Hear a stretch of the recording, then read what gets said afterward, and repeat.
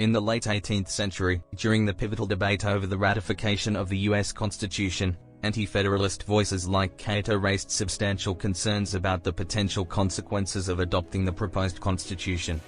Cato 5, believed to have been authored by George Clinton, the governor of New York, delved into these apprehensions. Cato 5 was written in 1787 during the debate over the Constitution's ratification. The paper voiced concerns about the Constitution's implications for individual rights and liberty. This Constitution will destroy the state governments, and produce a consolidation of the whole into one government.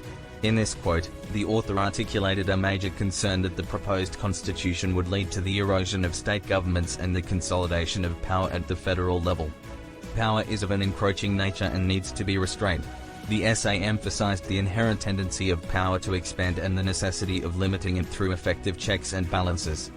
The state governments are essentially necessary to the form and the preservation of the Constitution.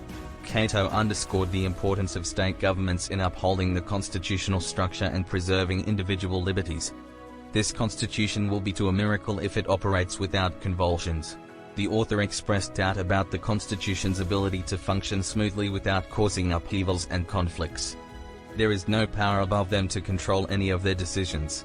Cato highlighted the lack of effective oversight over the federal government, raising concerns about the potential for unchecked authority. Many of the concerns raised in Cato 5 continue to resonate in contemporary America, illustrating the lasting impact of the anti-federalist perspective. Centralization of power. The fear of a consolidated government expressed in Cato 5 remains relevant today. Critics argue that the federal government's authority has expanded over time, potentially at the expense of state sovereignty.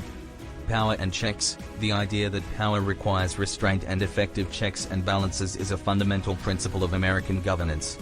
The ongoing debate about the balance of powers among the three branches of government reflects this concern.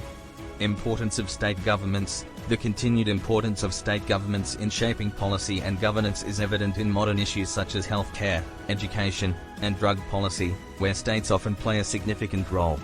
Tensions and convulsions. The contentious nature of American politics, characterized by partisan divisions and frequent debates, underscores the concern expressed in Cato 5 about potential convulsions in the system.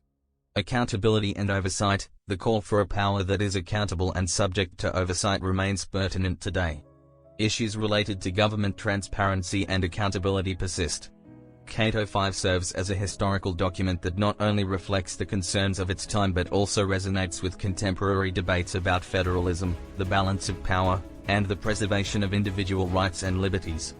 It underscores the enduring tension in American democracy between the necessity of government action and the imperative to protect state and individual freedoms.